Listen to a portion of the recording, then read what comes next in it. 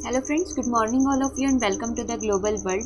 Session को आज हम लोग यहाँ पर स्टार्ट करेंगे। आज के सेशन में हम लोग यहाँ पर प्लांट्स के बारे में पढ़ने वाले, पौधों के बारे में पढ़ने वाले। जैसे कि इससे पहले के प्रीवियस सेशन हुए जिसमें हम लोगों ने कुछ प्लांट्स को लेकर बेसिक सी चीज़ों को स्टार्ट किया था, तो आज कुछ वन लाइनर क्वीज हम लोग यहाँ पर कंप्लीट करेंगे और कुछ नए पॉइंट्स के बारे में आज के सेशन में हम लोग डिस्कस करने वाले। और जैसा कि आप सभी स्क्रीन पर देख पा रहे हैं, यदि आप गणित शिक्षण शास्त्र के नोट्स बाय करना चाहते हैं या फिर ईवीएस के कंप्लीट नोट्स बाय करना चाहते हैं या सीडीपी का कंप्लीट वीडियो कोर्स आप बाय करना चाहते हैं, तो आप हमसे संपर्क कर सकते हैं 8770803840, राइट। इस पर व्हाट्सअप करके आप हमसे सारी डिटेल यहाँ पर प्राप्त कर सकते हैं। साथ ही वेबसाइट का लिंक एंड टेलीग्राम का लिंक वीडियो के डिस्क्रिप्शन में रखा हुआ है। और यदि आप इन तीनों ही सब्जेक्ट की हार्ड कॉपी मंगवाना चाहते हैं तो सेम व्हाट्सअप नंबर पर संपर्क कर सकते हैं।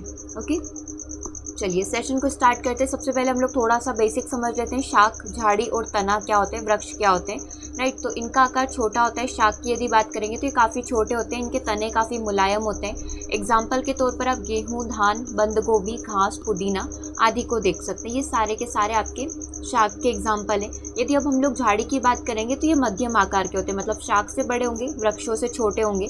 और झाड़ी में तने जो होते हैं, शाखाएं जमीन से थोड़े ऊपर की साइड निकलती है। एग्जाम्पल आप देख सकते हैं नींबू का, ठीक है। उसको ना आप पेड़ बोल सकते हो ना आप उसको शाख बोल सकते हो, बीच का होगा। नींबू हो गया। मेहंदी आप यहाँ पर देख सकते हैं, गुलाब को देख सकते हैं। इसी प्रकार से यदि वृक्ष की हम लोग बात करें, इनका आकार बड़ा होता है। वृक्ष में एक मुख्य तना होता है जिससे शाखाएं निकलती, पत्तियां, फूल और फल लगते हैं, ठीक है। वृक्ष की बात की गई, आम, बबूल, नीम, नारियल, जामुन, ये सारे के सारे क्या होते हैं, यहाँ पर वृक्ष कैटेगरी में आते हैं। उसके बाद कुछ यदि वन लाइनर क्वेश्चंस को हम लोग कंप्लीट करें तो परागकण जो होता है पुष्प का कौन सा भाग पैदा करता है, मतलब फूल के किस भाग से परागकण पैदा होता है। तो हमने फूल का पूरा स्ट्रक्चर समझा था, राइट। हमने देखा था पुमंग और जायंग दो भाग होते हैं, है ना, जिसमें ये आता है आपका पूरा परागकोश इधर आता है। तो पुंकेसर के परागकोश में परागकण पैदा होता है। तो ये कहाँ पर पैदा होता है, कौन सा भाग पैदा करता है, तो हम लोग बोल सकते हैं पुंकेसर से पैदा होता है, ठीक है। पुंकेसर के परागकोश से ही परागकण वहाँ पर निकलता है, ठीक है। सेकेंड क्वेश्चन की बात करेंगे, बीज जो है पुष्प के कौन से भाग से बनता है, तो बीज हमारा किससे बनता है, बीजांड से बनता है। परागकण की बात करी थी तो परागकण कहाँ से बनता है, पुंकेसर के परागकोश से। बीज कहाँ से बनता है, बीजांड से बनता है, ठीक है। फल कहाँ से प्राप्त होता है, तो फल हमेशा स्त्री केसर से, ठीक है। दो भाग होते हैं, पुंकेसर होता है, एक हमारा स्त्री केसर होता है, ठीक है। तो ये परागकोश, परागतंतु सारे आपके इधर होते हैं, बाकी स्त्री केसर से आपका फल बनेगा, ठीक है, फूल बनेगा, ठीक है। क्योंकि इसमें वर्तिका, वर्तिकाग्र और अंडाशय तीन भाग होते हैं, ठीक है। तो ये सारे फूल के भाग हो गए, फूल के स्ट्रक्चर हो गए। विसर्पी लता किससे कहा जाता है, तो कमजोर तने वाले पौधे जो सीधे खड़े नहीं हो सकते, वो भूमि पर फैल जाते हैं, उन्हें विसर्पी लता यहाँ पर कहा जाता है, ठीक है। कुछ इसी तरीके से वन लाइनर क्वेश्चन कंप्लीट करते हुए हम लोग इस चैप्टर को कंप्लीट कर लेंगे। नेक्स्ट प्रश्न की यदि हम लोग बात करें, नेक्स्ट क्वेश्चन आपकी स्क्रीन पर है जिसमें पूछा गया है पत्ती जो है तने के किस भाग से जुड़ी हुई रहती है। तो पत्ती किससे जुड़ी हुई रहती है, पर्णवृंत से जुड़ी हुई रहती है। यहाँ पर जो आपका करेक्ट आंसर हो जाएगा वो क्या हो जाएगा, पर्णवृंत आपका यहाँ पर करेक्ट आंसर बनेगा, राइट। किन पौधों के पुष्प रंग बिरंगे नहीं होते, मतलब कौन से पौधे ऐसे होते हैं जिनके पुष्प रंग बिरंगे नहीं होंगे। घास के, गेहूं, मक्का, आम के फूल जो है रंग बिरंगे नहीं होंगे। किन पौधों के पुष्प रंग बिरंगे होंगे ताकि वो कीटों को अपनी तरफ आकर्षित कर सके, अट्रैक्ट कर सके। गुलाब, सरसों, गुलमोहर, डहलिया वगैरह को आप देखेंगे तो इन सारे के ही पुष्प जो होते हैं रंग बिरंगे होते हैं, जो कीटों को अपनी ओर आकर्षित करते हैं, ठीक है। चलिए नेक्स्ट क्वेश्चन की बात करेंगे। पौधे के मुख्यतः भाग जड़, तना, पत्ती, फूल और फल होते हैं। शिरा विन्यास किसे कहा जाता है, तो पत्तियों पर शिराओं द्वारा बनाई गई डिजाइन को। शिरा किस तरीके का अपना डिजाइन बनाती है, पत्तियों पर किस तरीके का स्ट्रक्चर रहता है, उसे ही उसका शिरा विन्यास कहा जाता है। कितने प्रकार का होता है, दो प्रकार का होता है, एक जालिका रूपी होता है और एक समांतर शिरा विन्यास होता है, ठीक है। जालिका वाला कैसे, मान लो ये आपकी एक पत्ती हो गई, इस पर कुछ इस प्रकार की हल्की हल्की जालिकाएं रहेगी। जब आप इसे छुएंगे, है ना, तो आपको पता चलेगा कि कुछ हल्का सा आपको जाली टाइप का स्ट्रक्चर मिलेगा। और एक बेसिक सा नॉर्मल वाला होता है जिसे हम लोग समांतर शिरा विन्यास बोलते हैं। नेक्स्ट क्वेश्चन देखेंगे, वाष्पोत्सर्जन किसे कहा जाता है, पौधे के पत्तों द्वारा पत्ती की सतह से जो जल वाष्प के उत्सर्जन की प्रक्रिया। पौधे की सतह पर, है ना, पौधे के पत्ती की सतह पर देखेंगे तो वहाँ पर छोटे छोटे से रोम छिद्र पाए जाते हैं जो क्या करते हैं, यहाँ पर जो जल होती है उसको उत्सर्जित करते हैं, है ना। जल वाष्प को उत्सर्जित करने की प्रक्रिया वाष्पोत्सर्जन की प्रक्रिया कहलाती है। प्रकाश संश्लेषण प्रक्रम किसे कहा जाता है, तो हरे पौधे द्वारा सूर्य के प्रकाश की उपस्थिति में कार्बन डाइऑक्साइड और जल से भोजन बनाने की क्रिया को ही यहाँ पर प्रकाश संश्लेषण की प्रोसेस बोला जाता है। कौन सी सामग्री की ज़रूरत यहाँ पर होती है फोटोसिंथेसिस के लिए? तो आपने देखा है H2O की ज़रूरत पड़ेगी, CO2 की ज़रूरत है, सूर्य का प्रकाश और क्लोरोफिल की उपस्थिति में ही हमारे यहाँ पर कार्बोहाइड्रेट, ऑक्सीजन और जल वापस से रिलीज होता है। ठीक है, याद है आपको वही वाली इक्वेशन? चलिए आगे बात करेंगे शिरा किसे कहा जाता है। तो शिरा जो है पत्ती की रेखांकित संरचनाओं को कहा जाता है। जो पत्ती पर इस तरीके की या फिर किसी और शेप की जो स्ट्रक्चर बन जाती है उसे हम लोग यहाँ पर शिरा बोलते हैं। खरपतवार वृक्ष किसे बोला जाता है? तो खेतों में फसल के साथ जो अवांछनीय फालतू जंगली पौधे उगाते हैं उसे ही हम लोग यहाँ पर क्या बोलते हैं? खरपतवार बोलते हैं। ठीक है, जो पेस्टिसाइड्स कंट्रोलर आते हैं उससे हम लोग इसको ख़त्म करते हैं, कुछ दवाओं का छिड़काव करते हैं। ठीक है, जड़ का कार्य क्या होता है? तो जड़ जो है मृदा से जल और खनिज पदार्थ का अवशोषण करती है और पौधों के विभिन्न भागों तक जाइलम के माध्यम से इसको पहुंचाया जाता है। जड़ें कितने प्रकार की होती है? मुसला जड़ें और रेशेदार जड़ें। रेशेदार जड़ों को ही यहाँ पर जकड़ा जड़ों के नाम से पुकारा जाता है। ठीक है, तो कंफ्यूज मत होना, दो प्रकार की होती है, मुसला जड़ें, रेशेदार जड़ें। नेक्स्ट क्वेश्चन की बात करें, पौधे के पत्तों को देखकर उसकी जड़ का पता कैसे लगाया जा सकता है? तो हमने देखा था हमारे पास दो प्रकार का जो होता है बोल सकते हैं दो प्रकार की जड़ें होती है, एक होती है मुसला जड़ें और एक होती है रेशेदार जड़ें। यदि पौधों के पत्तों का शिरा विन्यास जाली का रूपी होता है, मतलब उस पर हाथ लगाने से, उसको छूने से या फिर उसको प्रिंट करने से आपको इस प्रकार का जालीदार का कुछ स्ट्रक्चर दिखता है, तो हम लोग बोल सकते हैं किस प्रकार की होगी? मूसलाधार होगी, मतलब एक मेन रूट होगी और इससे इस प्रकार की सब ब्रांचेस निकल रही होगी, लाइक गाजर मूली में हम लोग देख सकते हैं। ठीक है, यदि शिरा विन्यास बिल्कुल समांतर होता है, लाइक नीम के पौधे वगैरह में आप देख सकते हैं, बिल्कुल यदि समांतर होगा तो हम लोग बोल सकते हैं जड़ें कैसी होगी? बिल्कुल इस तरीके से रेशेदार या झकड़ा जड़ें होगी, एक कॉमन रूट ना होते हुए इस प्रकार से उसका शिरा विन्यास होगा। ठीक है, मतलब उस प्रकार से उस जड़ का स्ट्रक्चर होगा। चलिए आगे बात करते हैं। नेक्स्ट क्वेश्चन आपकी स्क्रीन पर है, पत्ते के दो भाग कौन कौन से होते हैं? एक तो पर्णवृंत होता है और एक फलक होता है, जिस प्रकार से ब्लेड टाइप का होता है। तो पर्णवृंत और फलक जो होते हैं पत्ती के दो भाग कहलाते हैं। आरोही पौधे क्या होते हैं? जो पौधे किसी के सहारे की सहायता से ऊपर की ओर चढ़ते हैं, आरोही कहलाते हैं। देखो दो प्रकार के होते हैं, एक प्रकार से आरोही होते हैं और दूसरे होते हैं विसर्पी लताएं। ठीक है, तो आरोही क्या होगी? किसी की सहायता से ऊपर चढ़ने की कोशिश करेगी, लाइक एक कोई दीवार हो गई या फिर आसपास कोई वृक्ष हो गया तो उसको पकड़कर उसके सहारे ऊपर चढ़ने की कोशिश करेगी। और विसर्पी क्या होती है? ज़मीन पर ही फैलना स्टार्ट कर देती, लाइक कद्दू हो गया है ना, तरबूज हो गया, तो ये खड़े नहीं हो सकते, इनको क्या करना होगा? ये ज़मीन पर ही चलेंगे। ठीक है, दो आरोही लताओं के नाम बताइए। एक तो मनी प्लांट हो गया, एक अंगूर की बेल हो गया, जो किसी के सहारे ऊपर की साइड चढ़ेगी, ये ज़मीन पर नहीं फैलती, ये ऊपर चढ़ सकती है। आप ऐसे अंदाज़ा लगा सकते हो जिनके फ्रूट्स बहुत हल्के होंगे वो ऊपर की साइड चढ़ जाएंगे। ठीक है, लाइक कद्दू वगैरह और तरबूज वगैरह की बात करेंगे तो इनको कोई भी लताएं उठा नहीं सकती इनके वजन को, तो वो क्या करती है? ज़मीन पर फैलना स्टार्ट कर देती है। तो ये लॉजिक भी आप यहाँ पर लगा सकते हो, मोस्टली तो ये लॉजिक बैठ जाएगा आपका। जाली का शिरा विन्यास वाले चार पौधों के नाम, जिनका जो शिरा विन्यास होता है जालिका वाला होता है, मतलब कि हम लोग बोल सकते हैं मूसला जड़ों की बात हो रही है। तुलसी, आम, अमरूद और पीपल में जो है जालिका रूपी शिरा विन्यास पाया जाता है। समांतर शिरा विन्यास वाले पौधों की बात करेंगे, रेशेदार जड़ों की बात करेंगे, घास, गेहूं, मक्की और केला जो है हमारा बोल सकते हैं इनमें समांतर शिरा विन्यास होता है। ठीक है, अब हम लोग यहाँ पर एंजियोस्पर्म के बारे में पढ़ेंगे, हम लोग यहाँ पर आवर्त बीजी के बारे में पढ़ेंगे। आवर्त बीजी पौधे कौन से होते हैं? उन पौधों को इस कैटेगरी में रखा जाता है जिनके बीजों के ऊपर आवरण पाया जाता है, मतलब जिनके बीजों को किसी ने कवर करके रखा हुआ है। इस समुदाय के पौधों को पुष्पी पादप भी कहा जाता है, क्योंकि इस प्रकार के पौधे जिनके बीजों के ऊपर आवरण पाया जाता है वो क्या करते हैं? फूल पैदा करते हैं, मतलब उनके पौधों पर फूल लगते हैं। ठीक है, क्योंकि इनमें पूर्ण विकसित पुष्प पाए जाते हैं, क्योंकि पुष्पों के भी प्रकार होते हैं, पूर्ण और अपूर्ण होते हैं। अब तक लगभग 2,50,000 जातियों को इस कैटेगरी का लाइक आवर्तबीजी पौधों का खोजा जा चुका है। बीज सदैव फल के अंदर होगा। बीज जो होंगे लाइक हम लोग कोई भी फल खा रहे हैं तो उसके अंदर बीज यहाँ पर पाया जाएगा। ये शाख, झाड़ियाँ और वृक्ष तीनों प्रकार के हो सकते हैं, ऐसा नहीं कि केवल वृक्ष कैटेगरी में होंगे, शाख में हो सकते हैं, झाड़ियों में हो सकते हैं, वृक्ष कैटेगरी में भी हो सकते हैं। अब इनकी भी कैटेगरी होती है, एक बीजपत्री होते हैं, द्विबीजपत्री होते हैं, लाइक मोनो और डाई, दो कैटेगरी हम लोग यहाँ पर बोल सकते हैं। ठीक है, तो इनमें डिफरेंस समझना बहुत ज़्यादा ज़रूरी है। उससे पहले हम लोग एक बीजपत्री को समझ लेते हैं। तो देखो, इनके बीजों में केवल एक बीज पत्र पाया जाता है, केवल एक बीज का स्ट्रक्चर होगा। इनकी जड़ें प्राय अधिक विकसित नहीं होती। आप ऐसे समझ लेंगे यदि ये मोनोकोट है तो इसकी जड़ें ज़्यादा विकसित नहीं होगी। इनके पुष्पों के भाग 3 या इसके गुणक होते हैं, लाइक फूल का जो स्ट्रक्चर होगा 3 होंगे या फिर 3 के गुणक मतलब 6 होंगे, मतलब फूलों का जो स्ट्रक्चर होगा वो 6 में होगा या फिर 9 में होगा या फिर 12 में होगा या फिर 15 में होगा, मतलब मल्टीपल ऑफ 3 होगा। ठीक है। तो ये क्या बोल रहा है, एक बीज पत्र होगा, ये ज़्यादा विकसित नहीं होंगे, 3 या 3 के गुणक होंगे और इनके संवहन पूल में कैम्बियम नहीं पाया जाता। ये सबसे इम्पॉर्टेंट चीज़ है, आप इसको यहाँ पर ध्यान रख सकते हैं कि इसमें कैम्बियम प्रेजेंट नहीं होता है। द्विबीजपत्री की बात करेंगे तो इनके बीजों में 2 बीजपत्र पाए जाएंगे, इस तरीके से 2 हिस्से होंगे। इनके संवहन पूल में कैम्बियम पाया जाएगा, तो ये द्विबीजपत्री की एक खासियत होगी। आप चाहे तो इसे एक बोल सकते हैं ना कि डिफरेंस के माध्यम से भी समझ सकते हैं। यदि हम लोग जड़ों की बात करेंगे, सबसे पहले नसों की बात कर लेते हैं, वही शिरा विन्यास बोल सकते हैं इसको, है ना। तो ये शिरा विन्यास जो ये बिल्कुल समांतर चलती है, बिल्कुल समांतर जाएगी मोनोकॉट में, और डाइकोट में क्या करेगी, हल्के हल्के से जाले का निर्माण करेगी, जाली का रूपी शिरा विन्यास इसका होगा। जड़ों की बात करेंगे तो यहीं से समझ में आ रहा है, अगर समांतर चल रही है तो रेशेदार होगी, और यदि वो जाला बनाते हुए चल रही है तो इसको केंद्रीय जड़ बोला जा सकता है, या फिर इसको हम लोग मुसला जड़ यहाँ पर बोल सकते हैं। ठीक है, वही वाला डिफरेंस है। पत्तियों को देखकर आप जड़ का अंदाजा लगा सकते हो।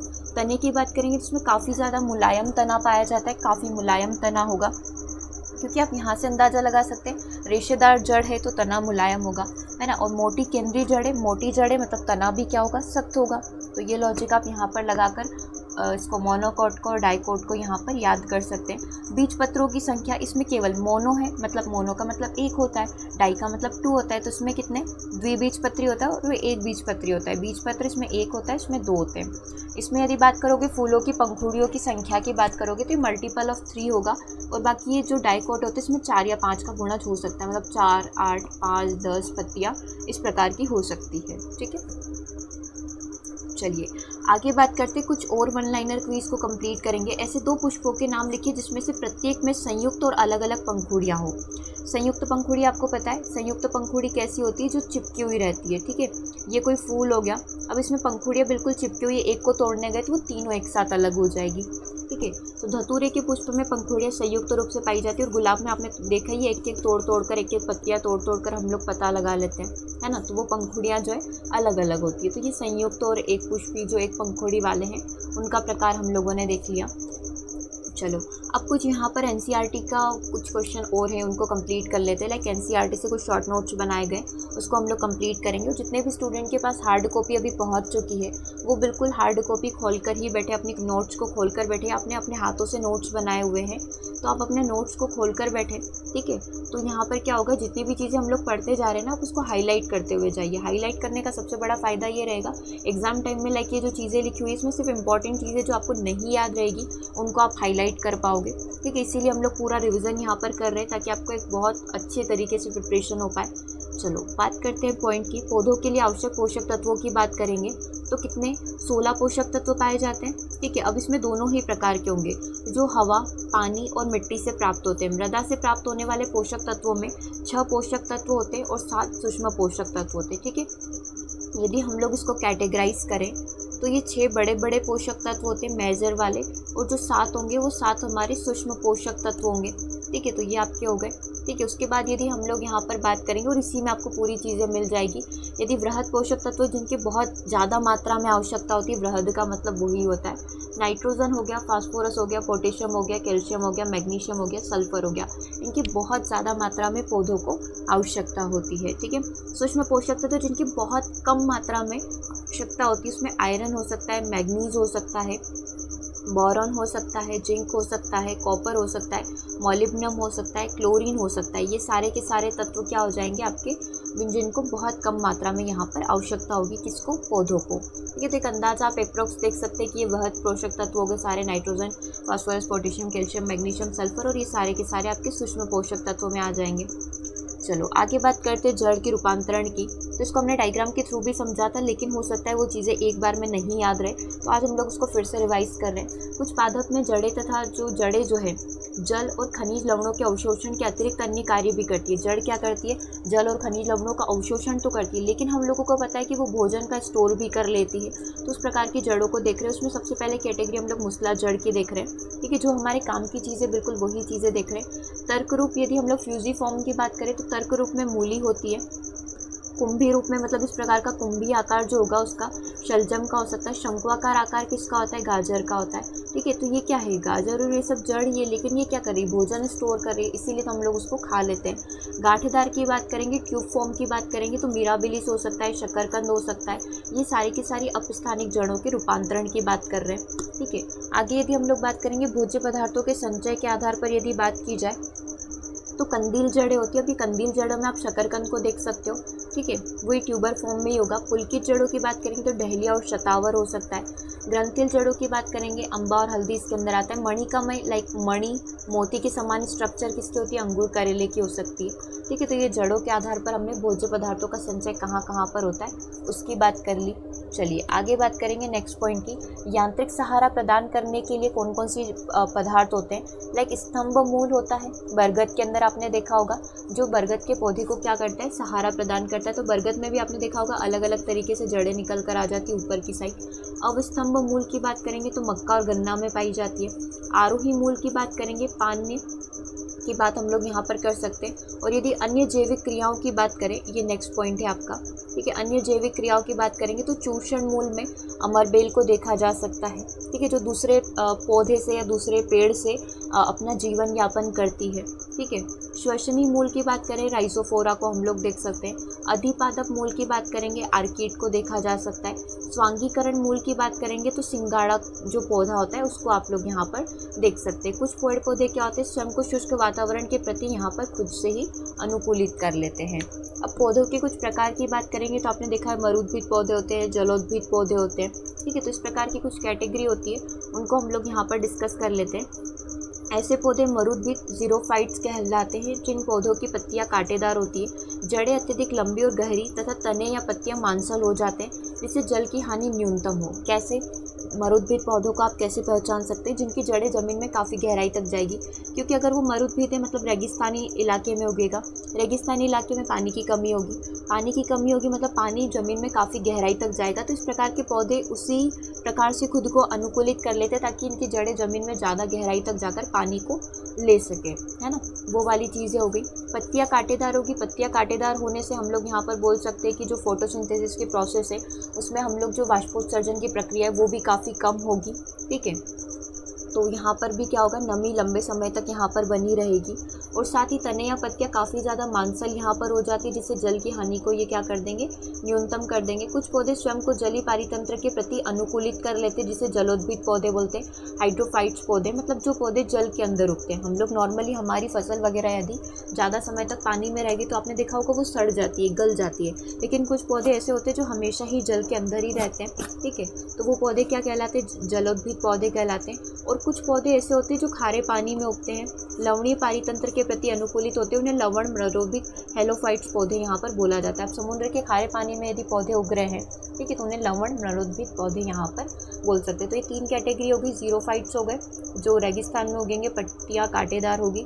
जलोद्भिद जल के अंदर उगेंगे, मीठे जल के अंदर हो सकते हो। लवणभिद यानी कि वो खारे पानी में उगते हैं। ठीक है, चलिए आगे बात करते हैं तने की। यदि हम लोग बात करें, अभी हम लोग जड़ की बात कर रहे थे, ठीक है, उसके बाद अब हम लोग बात करेंगे तने की। स्टीम क्या होता है? भोजन संचित कर ये शाखाएं जो है सिरों पर फूल जाती है, इन्हें भोजन संचित करने वाले भूमिगत तने कहा जाता है। ठीक है, अब बहुत सारे जड़ का स्ट्रक्चर हो गया। कौन कौन से भाग होते हैं जो भूमिगत तने के अंदर काउंट किए जाते हैं? जैसे आलू, अदरक, हल्दी, इन सभी का हम लोग जड़ नहीं, इन सभी का हम लोग क्या खाते हैं? तना खाते हैं। इसमें प्रकंद होता है, राइजोम होता है जो हल्दी और अदरक का प्रकार है। कंद की बात करेंगे तो आलू का कंद खाया जाता है। शल्क कंद की बात करें तो प्याज लहसुन होगा। और घन कंद की कैटेगरी में आपका जमी कंद आ सकते हैं और उसमें अरबी को भी आप यहाँ पर काउंट कर सकते हैं। तो भूमिगत तना किस किस का होता है? हल्दी, अदरक का, आलू का, प्याज लहसुन और जमी कंद, अरबी। और ये भी इनकी कैटेगरी है कि आलू का आप कौन सा भाग खाते हैं? कंद खाते हैं।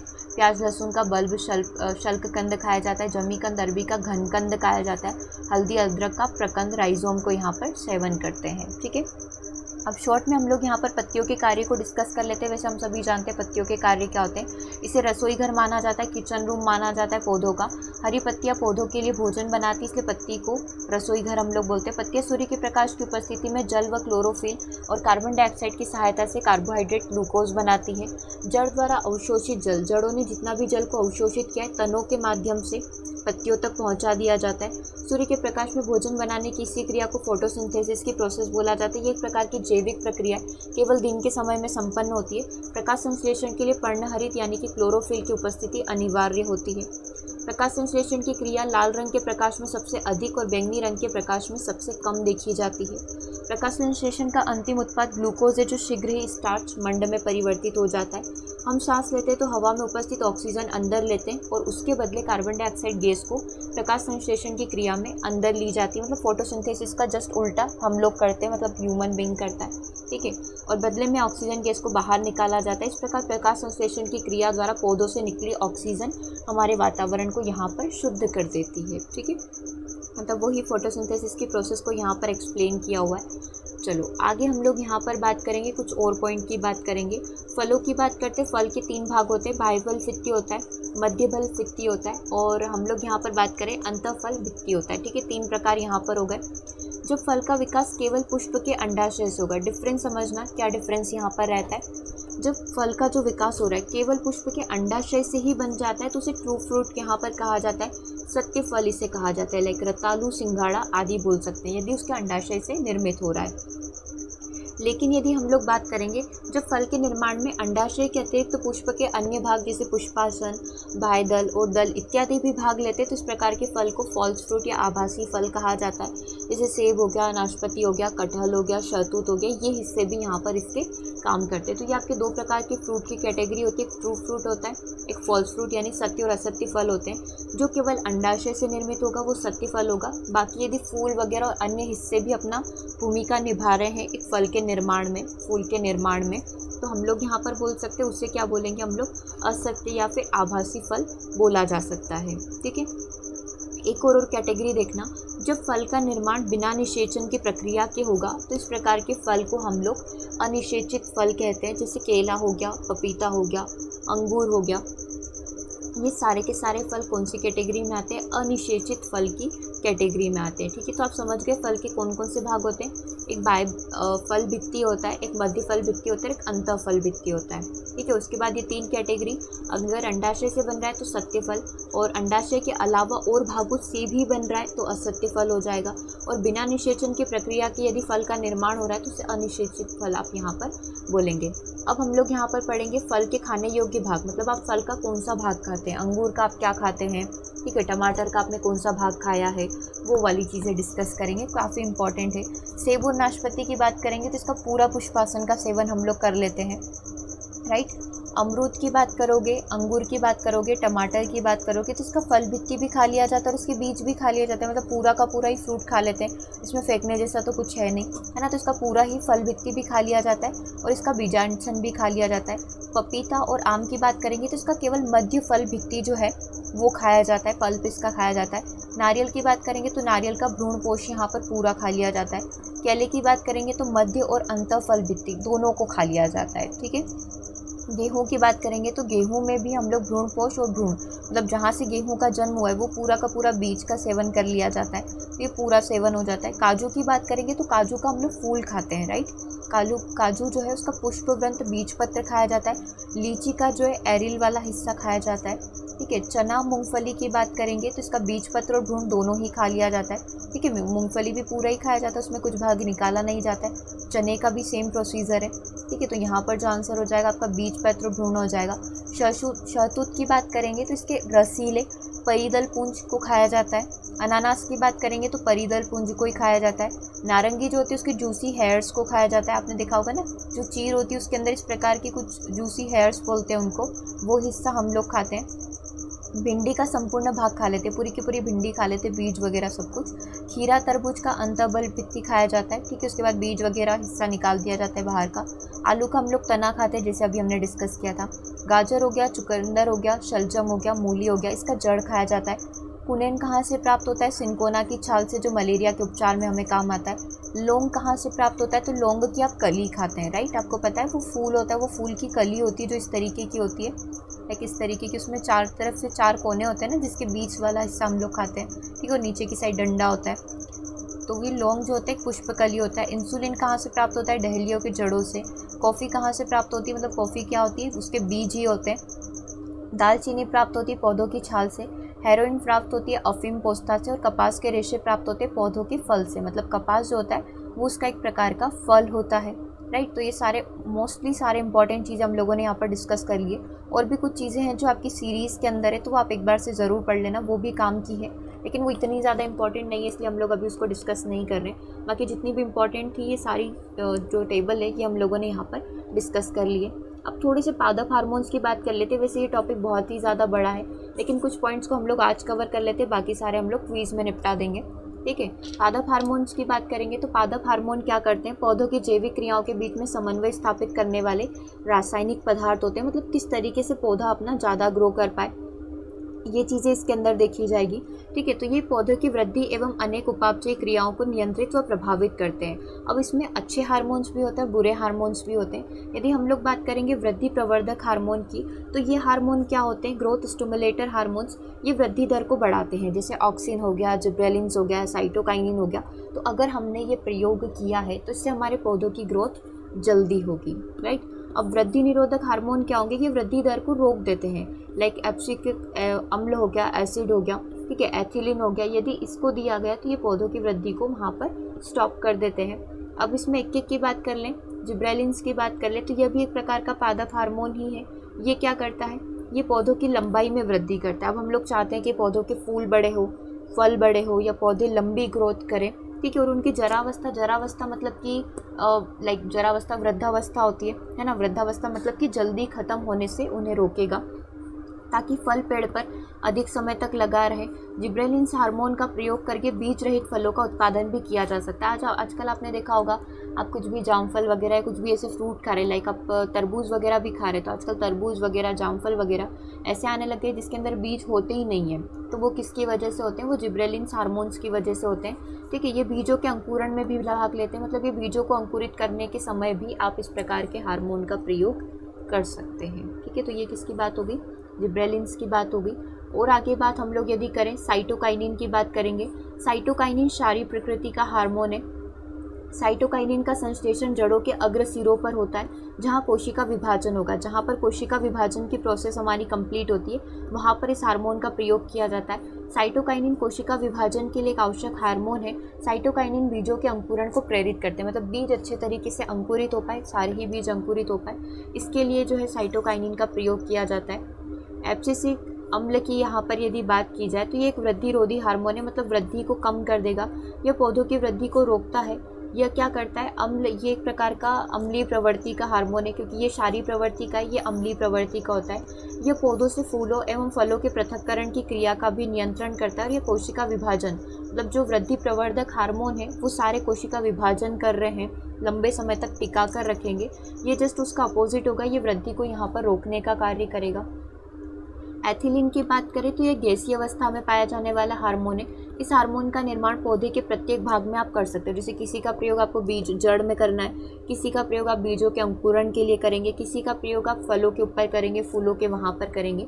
इसका प्रयोग आप कहीं पर भी कर सकते हो। इसका सबसे महत्वपूर्ण कार्य कच्चे फलों को पकाना है। फलों के पकते समय इसकी सांद्रता बढ़ जाती है, और ये वृद्धि अवरोधक हार्मोन है, एक प्रकार का वृद्धि अवरोधक हार्मोन है, ठीक है। फलों को पकाने में इसका प्रयोग हम लोग करते हैं। फ्लोरिजेन की बात करेंगे तो देखो नाम से ही समझ में आ रहा है, फ्लावरिंग हार्मोन के नाम से भी बोला जाता है। ये यहाँ पर जो फल होते हैं, फूल जो होते हैं, उनको उगाने में काम करता है। एक ऐसा हार्मोन है जो पादपों में पुष्पन की प्रक्रिया जो उसको प्रेरित करता है। इसका निर्माण पत्तियों में होता है। ये हार्मोन फूलों को खिलने में मदद करता है, इसलिए इस हार्मोन को फूल खिलाने वाला हार्मोन भी हम लोग फ्लावरिंग हार्मोन भी यहाँ पर बोल सकते हैं, ठीक है। तो आज हमने बहुत सारी इंपॉर्टेंट चीज़ें कवर कर ली है, तो आज हम लोग इतना ही कंप्लीट करेंगे, क्योंकि साथ के साथ आपको रिवीजन भी करना है। तो कोई भी चीज़ ऐसी ना लगे कि नहीं बाद वाले सेशन के साथ कंप्लीट कर लेंगे। जितना पढ़ाया जा रहा है उतना आप कंप्लीट करते हुए चले, क्योंकि और भी नई नई चीज़ें इंक्लूड होने वाली है, ठीक है। तो रिवाइज़ करते रहो, हाईलाइट करते रहो चीज़ों को। यदि आप खुद से नोट्स बना रहे तो वो सबसे बेस्ट चीज़ होगी, है ना। और हार्ड कॉपी आपने मंगवा रखी है तो साथ के साथ जो भी चीज़ें लग रही है उनको हाईलाइट करते जाना, उनको अपनी कॉपी में लिखते जाना, ठीक है। तो एग्ज़ाम टाइम में आपको इतने ज़्यादा जो 800 पेज का अपना कॉपी है उसको पढ़ने में दिक्कत नहीं होगी, ठीक है। तो सेशन को ओवर करेंगे, मिलेंगे हम लोग नेक्स्ट सेशन में। Thanks for watching.